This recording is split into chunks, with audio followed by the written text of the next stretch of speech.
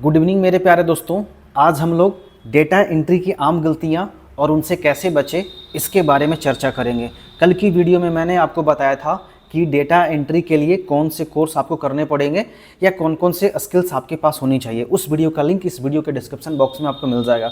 So please आप लोग support किया कीजिए, क्या पता कल मैं आपकी काम आ जाऊँ। तो चलिए शुरू करते हैं। और हाँ, एक फ्री गिफ्ट आपको देने वाला हूँ। ये 12 पेज का PDF, बहुत बड़ा PDF है। इसमें हिंदी और इंग्लिश दोनों लैंग्वेज में इस टॉपिक के बारे में बताया गया है, देख लीजिए। तो वीडियो के बाद अगर आप इसको सेव करना चाहते हैं इस PDF को, तो इजीली आप इसे डाउनलोड करके रख सकते हैं और आराम से इसको रीड कर सकते हैं या प्रिंट आउट भी करवा सकते हैं, ठीक है। और ये जो PDF है मैं टेलीग्राम और व्हाट्सअप चैनल पे शेयर करूंगा। तो टेलीग्राम और व्हाट्सअप चैनल का लिंक इस वीडियो के डिस्क्रिप्शन बॉक्स में मिल जाएगा या फिर वहां पे आप सर्च कर सकते हैं, बट उसमें पासवर्ड लगा हुआ होगा और वो पासवर्ड इस वीडियो में मैं आपको बता दूंगा। सो प्लीज़ कंप्लीट देखें। तो चलिए शुरू करते हैं।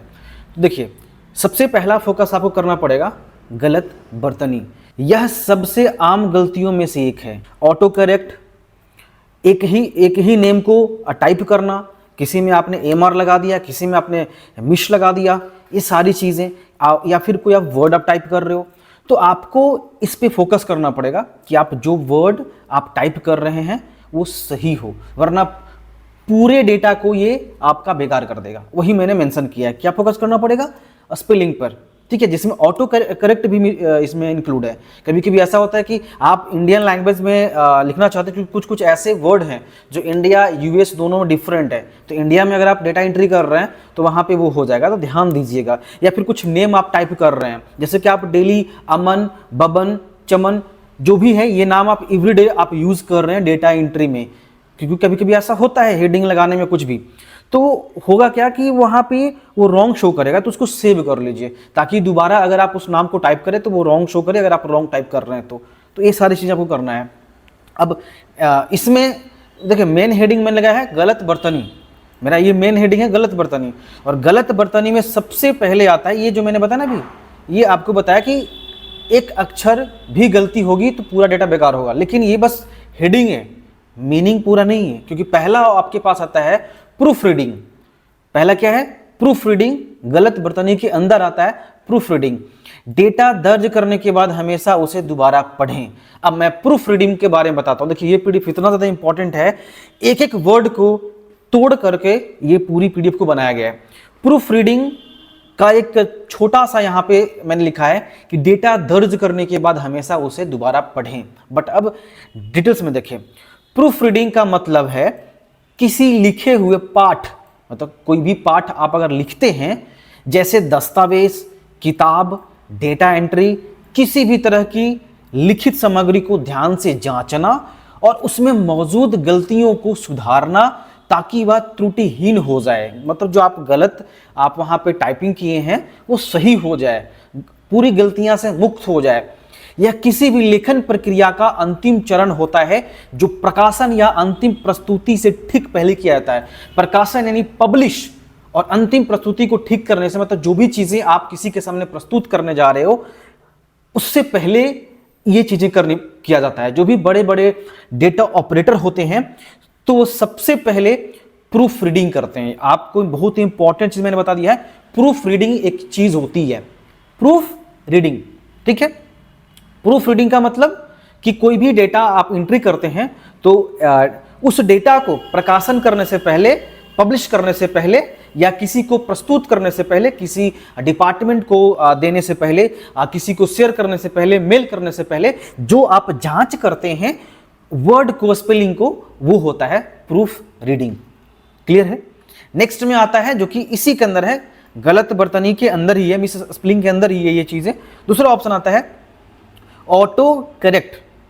Auto correct spelling check. Software के इन फीचर्स का उपयोग करें, ठीक है।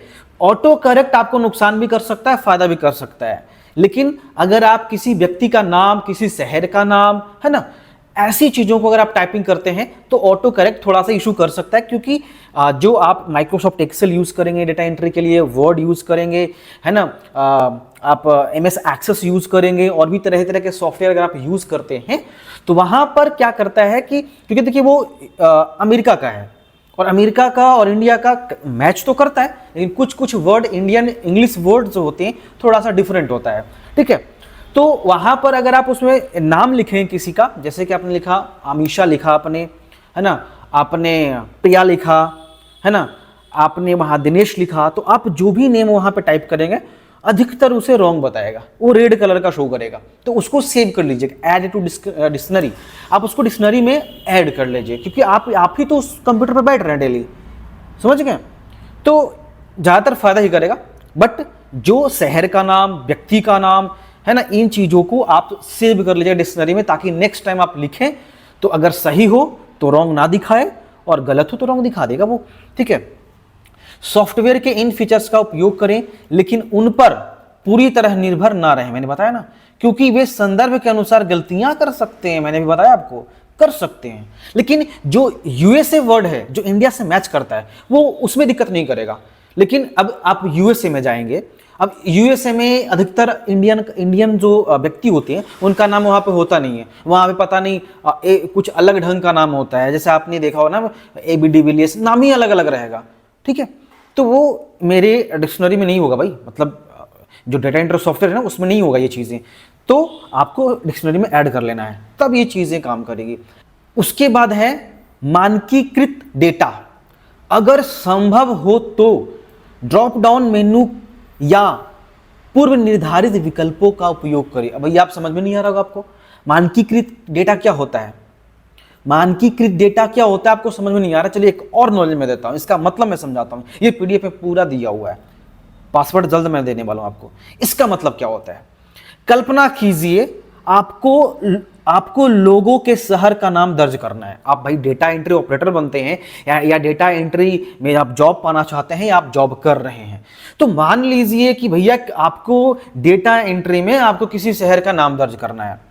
अगर हर व्यक्ति, ठीक है, अगर हर व्यक्ति अपने शहर का नाम अपनी मर्जी से लिखेगा, जैसे होता है ना कि कोई बोलेगा भैया कि मैं दिल्ली से 2 सामान आया, दिल्ली से 4 माल आया, दिल्ली से, है ना, ये 4 बोरी माल आया, जो भी चीजें आप कर रहे हैं, तो वो जो डेटा एंट्री ऑपरेटर होगा या जो डेटा एंट्री कर रहा है व्यक्ति, इंप्लॉई, तो वो अपने मन से क्या करेगा, खुद से दिल्ली शो करवा देगा कि दिल्ली से आया। कोई व्यक्ति लिख देगा न्यू दिल्ली, कोई व्यक्ति लिख देगा दिल्ली NCR, है दिल्ली ही। बट क्या प्रॉब्लम आएगी कि अगर आप दिल्ली लिखेंगे, नई दिल्ली लिखेंगे, तो फिल्टरिंग करने में और भी फाइंडिंग करने में, है ना, एडिशन करने में बहुत दिक्कत होगा। तो ध्यान रहे कि जो वर्ड आप यूज कर रहे हैं उसे भैया फिल्टर कर लें, ताकि उसके अलावा कोई और शो करे ही नहीं। अगर आपने शो कर लिया भैया कि इंडिया में इतने ही स्टेट हैं, तो उस स्टेट का रियल वर्ड क्या है। अगर इंडिया में 29 स्टेट्स हैं, तो वे 29 स्टेट्स का रियल वर्ड यानी कि जो नेम है, जैसे कि यूपी, उत्तर प्रदेश, तो उत्तर प्रदेश आप फिल्टर कर लें, है ना, ड्रॉप डाउन में। आप झारखंड को कर लें, आप बिहार को कर लें, है ना, ऐसे करके आप सारे राज्यों का एक ड्रॉप डाउन बना लें, ताकि वही टाइप हो, ताकि आपको फाइंडिंग करने में, रिप्लेस करने में आसानी हो। ठीक है, मैंने यहां पे आपको समझा दिया। ठीक है, तो डेटा में बहुत असंगति आ जाएगी, इससे बाद में डेटा का विश्लेषण करना या उसे छांटना मुश्किल है। मैंने बताया आपको कि अगर आप अपने मन से करेंगे, दिल्ली लिख दिया, किसी ने नई दिल्ली लिख दिया, तो आपको प्रॉब्लम हो जाएगी। एक ही वर्ड, इसीलिए बोला गया था कि आप जो है ड्रॉप डाउन का इस्तेमाल कीजिए। यहाँ नीचे मैंने दिखाया, देखिए मैंने शो करवाया है ड्रॉप डाउन मेन्यू, समझ में आ गया। इस समस्या से बचने के लिए मानकीकृत डेटा का सुझाव दिया जाता है। इन्हें, ठीक है, इसके 2 मुख्य तरीके हैं जो मैंने अभी बताया आपको कि पहला था क्या था, ड्रॉप डाउन मेन्यू। ठीक है, यह एक ऐसी सूची होती है जो नीचे की ओर खुलती है, जिसमें से आप पहले से तय विकल्पों में से किसी एक को चुन सकते हैं। मतलब है कि आपको ड्रॉप डाउन मेन्यू दिखाई देगी और पहले से उसमें तय किया गया होगा कि भैया अगर आपको स्टेट चूज करना है तो बस इसी में से ये चूज करना है, टाइपिंग नहीं करनी है आपको। तो इससे गलतियां कम हो, क्योंकि भैया एक भी गलती हो गई तो आपका जॉब जा सकता है, क्योंकि एक गलती उनको दिक्कत कर देगा ना। अब मान लीजिए कि भैया कोई एक व्यक्ति है दिनेश, तो कोई आया जो स्टाफ आया डेटा ऑपरेटर के पास जो डेटा एंट्री कर रहा है। अब क्या हुआ, वो स्टाफ आया, बोला कि भैया दिनेश जी आज जो है वो 2 केजी जो है या 2 बोरी या जो भी चीज़ें हैं वो आज यहाँ पर माल को गिरवाए हैं, माल को उतरवाए हैं, जो भी भाषा आप यूज़ करते हो, ठीक है। तो उन्होंने लिखा दिनेश, है ना, 2 केजी, है ना। अब उसके बाद फिर दोबारा आया, फिर बोला कि दिनेश जी, तो नेक्स्ट बार आपने क्या किया, मिस्टर दिनेश लिख दिया। अब फाइंड करने में दिक्कत होगा कि दिनेश जी का टोटल कितना यहाँ सामान आया, तो प्रॉब्लम हो जाएगी। इसलिए ड्रॉप डाउन यूज करना चाहिए और उसको सेव करना चाहिए। उदाहरण के लिए मैंने बताया है, बहुत ही मजेदार पीडीएफ है। उदाहरण देखिए, शहर का नाम दर्ज करने के लिए आप एक ड्रॉप डाउन मेन्यू बना सकते हैं जिसमें दिल्ली, मुंबई, बेंगलुरु आदि विकल्प हो। इससे उपयोगकर्ता केवल उन्हीं विकल्पों में से चुन पाएगा और गलत बर्तनी या असंगत एंट्री की संभावना खत्म हो जाएगी। ये डेटा एंट्री ऑपरेटर का काम है और जो डेटा एंट्री कर रहा है उसका भी काम है, क्योंकि जहां पर डेटा एंट्री होता है उसका भी मेन एक ऑपरेटर होता है। समझ में आ गया? हो गई। अब आगे बढ़ते हैं। उसके बाद है पूर्व निर्धारित विकल्प। पूर्व निर्धारित विकल्प अब हम जानते हैं आगे। इसका मतलब है कि डेटा के लिए पहले से ही कुछ निश्चित विकल्प या कोड तय कर दिए जाते हैं। उपयोगकर्ता को उन्हीं विकल्पों का उपयोग करना होता है। उदाहरण के लिए समझिए, जैसे कि आप एक्सेल में ले लीजिए, वर्ड में लीजिए, कई सारे ऐसे जगहों पे आप देखेंगे कि आपको एक फिक्स कर दिया जाता है बिंदु के माध्यम से, डॉट के माध्यम से, सर्कल के माध्यम से। जैसे उदाहरण के लिए लिंग के लिए एम, पुरुष के लिए एफ, है ना, मेल और फीमेल तय कर सकते हैं। या फिर किसी उत्पाद के रंग के लिए लाल, नीला, हरा जैसे विकल्प होता है। क्योंकि देखिए खुद से कीजिएगा ना, अगर मेल लिखना हो तो किसी ने मेल लिख दिया, किसी ने एम लिख दिया, है ना, तो ये प्रॉब्लम हो जाएगी। मिक्स नहीं करना आपको, ना ही लैंग्वेज, हिंदी है तो पूरा हिंदी कीजिए, इंग्लिश है तो पूरा इंग्लिश कीजिए। फाइंडिंग करने में, रिप्लेस करने में, टोटल ऐड करने में, ये सब करने में आपको इश्यू हो जाएगा। आगे यह ड्रॉप डाउन मेन्यू के समान ही, मतलब ये भी वही है, क्योंकि मैंने बोला कि डॉट दे दीजिए, है ना, सर्कल दे दीजिए। जैसे आप देखते हैं ना फॉर्म फिल करते हैं तो कि जेंडर मेल या फीमेल, तो वहां पे टिक आउट करना होता है, तो ऐसा कुछ आपको करना होता है ना, कि आपको मेल फीमेल ऐसा। लेकिन कभी कभी यह सीधे टेक्स्ट एंट्री के लिए भी लागू होता है, जहां उपयोगकर्ता को पता होता है कि उसे क्या दर्ज करना है। मतलब सामने वाला उसको पता होता है कि भैया 2 ही ऑप्शन है, मेल या एम या एफ, एम या एफ। खुद से मेल और फीमेल लिखना नहीं है, एम या एफ, एम या एफ। क्यों? क्योंकि एम और एफ होगा तो बाद में हम फाइंड कर दें कि एम से कितना है, एफ से कितना है। अब कोई व्यक्ति एम फॉर मेल कर दिया और किसी ने कहीं पे एम कर दिया, कहीं पे फीमेल कर दिया, कहीं पे एम कर दिया, कहीं पे एफ कर दिया, दिक्कत हो जाएगा भाई। तो ये वर्ड पर भी लागू होता है। समझ में आ गई? यह क्यों महत्वपूर्ण है आप देख लीजिए, पीडीएफ में दे दूंगा, और इतना क्योंकि बहुत लंबी वीडियो हो जाएगी। समझ लीजिए क्यों महत्वपूर्ण है। गलतियां कम होती है, डेटा में एक रूपता आती है, विश्लेषण आसान होती है, समय की बचत होती है। ये पीडीएफ इंग्लिश में भी अवेलेबल है। हमारा भाषा हमारी इंडियन भाषा, हमारा मातृभाषा हिंदी है, इसलिए मैं इसी को प्रेफर करता हूँ। इंग्लिश में भी नीचे दिया हुआ, आप रीड कर सकते हैं। उसके बाद समय की बचत। बस अब आगे आते हैं सेकेंड नंबर, डुप्लीकेट एंट्रीज। आपको अगर आप डेटा एंट्री कर रहे हैं तो आपको ध्यान देना है कि डुप्लीकेट एंट्री ना हो। कुछ जगहों पे डुप्लीकेट एंट्री होता है, जैसे कि भैया एक दिन भर में, पूरे दिन में एक व्यक्ति कई बार आ सकता है आपके शॉप में, आपके इंडस्ट्री में, है ना, तो वो अलग केस में है। लेकिन अभी कौन सा केस है मैं बताता हूं। एक ही जानकारी को बार बार दर्ज करना ना केवल समय बर्बाद करता है बल्कि डेटा की सटीकता को भी प्रभावित करता है। कैसे बचें? Unique ID. अब मैं बताता हूं किस केस में। जैसे एक इंडस्ट्री में, एक कंपनी के अंदर कई सारे इंप्लॉइज, स्टाफ्स काम करते हैं, राइट। अब वहां पे एक इंडस्ट्री के अंदर कई सारे लोग हो सकते हैं कि एक ही नाम का उपलब्ध हो। उस केस में अगर आप एक ही नाम लिखेंगे तो फाइंड करना काफी आपको बहुत ज्यादा हार्ड हो जाएगा कि भाई एक ही व्यक्ति, एक ही नाम से 2 व्यक्ति है। तो अगर आपके मेन मालिक अगर आकर बोलते हैं कि भैया अमन का मुझे बताओ कि आज कितना सामान सेल किया, कितना सामान या कितना काम किया, कितने लिफाफा पैक किया, ये डेमो मैं दे रहा हूं, इसको रियल मत लीजिए, तो भैया कंफ्यूजन हो जाए, क्योंकि अमन अमन आपने 2 बार टाइप कर दिया है, तो वो दूसरे व्यक्ति वाला अमन को ऐड करके बता देगा, रिजल्ट गलत आ जाएगा।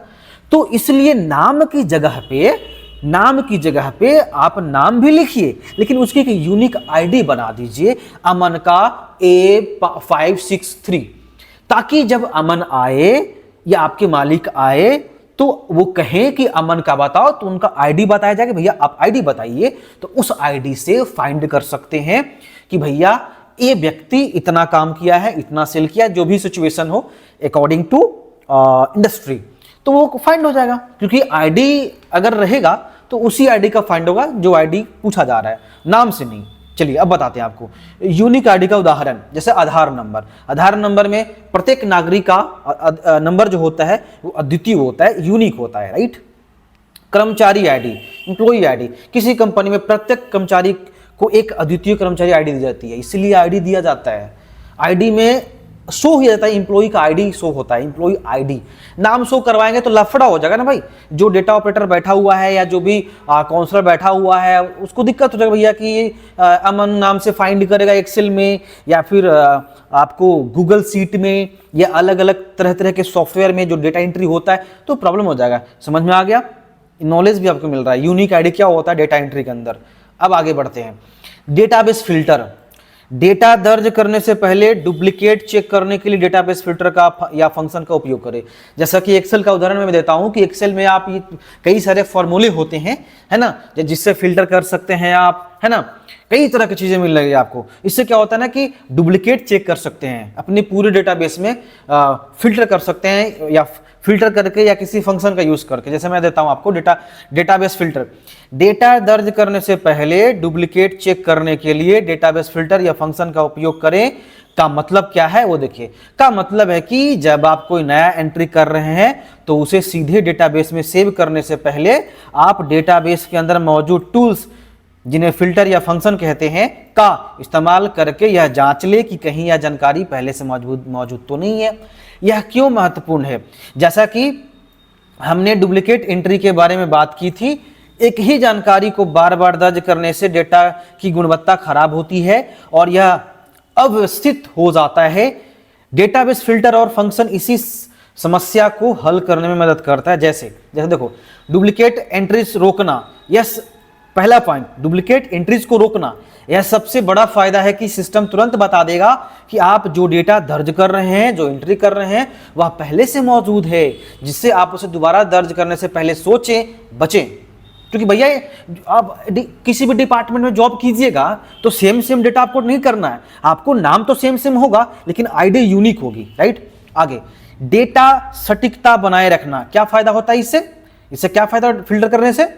कि डेटा सटीकता बनाए रखता है। ये डुप्लीकेट डेटा हटाने से आपके डेटाबेस की सटीकता और विश्वसनीयता बढ़ती है, राइट। समय और संसाधनों की बचत। डुप्लीकेट डेटा के बाद में पहचानने और हटाने में बहुत समय और मेहनत लगती है। पहले से ही अगर इसकी जांच हो जाएगी तो यह सब सच पता चल जाएगा, सब कुछ, ये सब परेशानी से आप बच जाएंगे। बेहतर विश्लेषण। साफ और डुप्लीकेट मुक्त डेटा से बेहतर आप अधिक विश्वसनीय विश्लेषण किया जा सकता है और एक बढ़िया आप डेटा एंट्री एम्प्लॉय बन सकते हैं, है ना। इसमें देखिए, डेटाबेस फिल्टर या फंक्शन का उपयोग कैसे करें। आप इसके लिए गूगल, अगर आप एक्सेल में यूज कर रहे हैं या गूगल सीट में आप डेटा एंट्री कर रहे हैं, जैसे कि एग्जांपल के लिए कंडीशनल फॉर्मेटिंग का यूज करते हैं, यहाँ भी फिल्टर होता है, काउंटिंग में भी होता है ना। ये डेमो में दे रहा हूँ आपको, है ना, जिसमें कि यूनिक, ये सब सारे फॉर्मूले हैं, एसक्यूएल, ये सब एसक्यूएल देख लीजिए, सब फॉर्मूले हैं सारे, ग्रुप्स बाय कॉलम, ये सारे फॉर्मूले हैं। तो ये मैं डेमो दे रहा हूँ कि ऐसा इस सब सारी चीज़ों को देखिएगा, फिल्टरिंग कीजिएगा, है ना। ये सारी चीज़ें देख लीजिए। गलत फॉर्मेट। अब देखिए, कहीं कहीं डेटा में आपको ये डालना पड़ता है कि तारीखें, मुद्राएं, फ़ोन नंबर आदि गलत फॉर्मेट में दर्ज करना डेटाबेस डेटा के विश्लेषण में बाधा डाल सकता है। क्योंकि कई बार ऐसा होता है कि जो आप डेटा एंट्री करते हैं उसमें आपको रुपीज़ का आपको फॉर्मेट में आप कुछ टाइप करते हैं, जैसे कि RS500, है ना, आप डेट लिखते हैं, फ़ोन नंबर डालते हैं, तो आपको ध्यान देना पड़ेगा कि जो डेटा में आप सेम फॉर्मेट यूज़ कीजिए। अगर आप DD YY कर रहे हैं तो यही कीजिए, YY DD कर रहे तो यही कीजिए, ताकि फाइंड करें तो दिक्कत ना हो, है ना। डेटा वैलिडेशन, ये भी एक एक्सेल में भी आता है और ये गूगल शीट में भी ये चीज़ें आप देख सकते हैं, इससे आप यूज़ कर सकते हैं, है ना। प्रशिक्षण। डेटा एंट्री करने वाले व्यक्तियों को सही फॉर्मेट के बारे में पूरी जानकारी दें। अगर आप ऑपरेटर हैं तो ये जानकारी दें, और खुद करते हैं तो पता होना चाहिए। छूटी हुई एंट्रीज, 4th नंबर में, कुछ फील्ड्स को खाली छोड़ देना या आवश्यक जानकारी दर्ज ना करना भी एक बहुत बड़ी गलती है। अगर आप डेटा एंट्री कर रहे हैं तो आप डेटा एंट्री कर रहे हैं और आपने एक कॉलम को छोड़ दिया एक रो को छोड़ दिया। तो इससे दिक्कत क्या होता है ना कि अगर आप फाइंड करेंगे ना तो प्रॉब्लम हो जाएगी आपको। तो मत छोड़े, फालतू मत छोड़े, है ना। अनिवार्य फील्ड्स को फालतू ना छोड़े, उसको ध्यान दे, चिन्हित कर दे, चेक लिस्ट बना ले, समीक्षा करे, ये सारी चीजें करे, वरना आपको दिक्कत हो जाएगा। अब है गलत डेटा प्लेसमेंट, जानकारी को गलत कॉलम या फील्ड में दर्ज कर देना, ठीक है। अस्पष्ट कैसे बचें, जैसे कभी कभी 5th नंबर में है कि गलत डेटा प्लेसमेंट, है ना, जानकारी को गलत कॉलम या फील्ड में एंट्री कर देते हैं। दर्ज करना मतलब एंट्री करना। तो कैसे बचे? स्पष्ट शीर्षक, प्रत्येक कॉलम या फील्ड के लिए स्पष्ट और संक्षिप्त शीर्षक का उपयोग करें। मतलब कोई भी डेटा एंट्री करते हैं तो हेडिंग होता है ना, वो आप डाल दीजिए भैया कि ये अटेंडेंस है, ये फी मैनेजमेंट, जो भी आप एक तरह से हेडिंग समझ लीजिए उसको। एक शीर्षक दे दे भैया, शीर्षक खुद से बनाइए अकॉर्डिंग टू योर डेटा, है ना। डेटा एंट्री फॉर्म, यदि संभव हो तो एक अच्छी तरह से डिजाइन किए गए डेटा एंट्री फॉर्म का उपयोग करें जो मार्गदर्शन प्रदान कर। देखिए, एक जो भी डेटा एंट्री सॉफ्टवेयर यूज करते हैं उसमें एक ना फॉर्म क्रिएट होता है। जैसे MS एक्सेस में भी एक फॉर्म बनता है कि मान लीजिए कि आप कोई प्रोडक्ट को सेल करते हैं, कोई कस्टमर आया आपके पास और कुछ सामान वो खरीदा है, तो आप तुरंत MS एक्सेस में जाएं और फॉर्म को ओपन करें और वो फॉर्म ओपन हो जाएगा एक नाम से, जैसे सेल, है ना, सेल के नाम से, और उसमें शो करेगा नेम, है ना, नेम के बाद उसका फ़ोन नंबर, ईमेल आईडी, कौन सा प्रोडक्ट खरीदा, कितना पैसा लगा, कितना GST लगा, एक फॉर्म ओपन होगा और जैसे ही उसको इंटर करेंगे तो वो सीधे एंट्री हो जाएगा MS एक्सेस के अंदर। सेम उसी तरह से गूगल शीट में भी है, सेम उसी तरह से एक्सेल के अंदर भी दिया गया है, तो ये ध्यान देना है। उसके बाद है ध्यान केंद्रित करना, डेटा एंट्री करते समय विचलित ना हो और पूरा ध्यान दे। एंट्री करने के बाद ही ब्रेक ले, वरना गड़बड़ हो जाएगा। 6 नंबर में है आपका संख्यात्मक त्रुटियां। आपको ये सब ध्यान देना है, जो नंबरिंग वाली आप टाइपिंग करते हैं उस पर ध्यान देना है। संख्याओं को गलत दर्ज करना, जैसे अंकों का उलटना या दशमलव की गलती। कई बार ऐसा होता है कि जो आप नंबर टाइप कर रहे हैं तो उल्टा पुल्टू कर देते हैं आप, है ना। नंबर जो आप दर्ज करते हैं इधर से तो कभी उधर से, 005 तो 5.20, ये सब आपको ध्यान देना है। कैसे बचें? डबल चेक, संख्याओं को विशेष रूप से ध्यान से जांचें। कैलकुलेटर का उपयोग, यदि गणना शामिल है तो मैनुअल गणना के बजाय कैलकुलेटर का या सॉफ्टवेयर का उपयोग करें, है ना। रेंज वैलिडेशन, डेटाबेस या स्प्रेडशीट में संख्यात्मक फील्ड्स के लिए स्वीकार्य रेंज सेट करें कि भैया मुझे इतने दूर में ही ये चीज़ें करनी है, इससे ज़्यादा आप कर नहीं पाओगे, है ना। असंगत डेटा 7वें नंबर पे, एक ही जानकारी को अलग अलग तरीकों से दर्ज करना, जैसे AMR, मिस्टर या USA। ऐसे आप कोई भी डेटा आप टाइप कर रहे हैं, जैसे मैंने स्टार्टिंग बताया था कि किसी का नाम दिनेश है तो आप AMR दिनेश, मिस्टर दिनेश, ये सब चीज़ें नहीं मत कीजिए, है ना। एक ही फिक्स कीजिए, है ना। ये सारे डेटा अगर आप कैसे बचें, तो इसके लिए आप डेटा डिक्शनरी का यूज़ करें, ड्रॉप डाउन मेन्यू का यूज़ करें, है ना। ये सारी चीज़ें मैंने बता दिया था, ये सारा यूज़ कीजिए। पुराना डेटा 8 नंबर पे है, जानकारी का पुराना हो जाना जिससे निर्णय लेने में समस्या आ सकती है। जो जानकारी पुराना हो जाती है उसको अपडेट करें या फिर नई डेटा एंट्री करें। जैसे नियमित अपडेट, डेटा को नियमित रूप से अपडेट करने की प्रक्रिया स्थापित करें। पुष्टि प्रक्रिया, महत्वपूर्ण डेटा को समय समय पर उसकी वैधता की पुष्टि करें, है ना। उसके बाद आप ये भी कर सकते हैं, टाइम स्टैंप का यूज कर सकते हैं। डेटा एंट्री के समय और तारीख को रिकॉर्ड करें ताकि उसकी ताजगी का पता चले। मतलब कि आप जो भी डेटा एंट्री करते हैं ना, बगल में टाइम स्टैंप लग जाता है। जैसे आप यूट्यूब के डिस्क्रिप्शन में देखते हैं ना, तो लग जाता है कि 1 मिनट पे ये टॉपिक चलेगा, 2 मिनट पे ये टॉपिक चलेगा, उसको बोलते हैं टाइम स्टैम्प्स, ठीक है। उसके बाद लास्ट है, इन गलतियों से बचने के लिए स्वचालन का उपयोग करना, कर्मचारियों को प्रशिक्षित करना और डेटा वैलिडेशन नियमों को लागू करना बहुत महत्वपूर्ण है। बस इतना ही था, और बाकी इधर इंग्लिश में है, आप चाहें तो इसे रीड कर सकते हैं। ओके।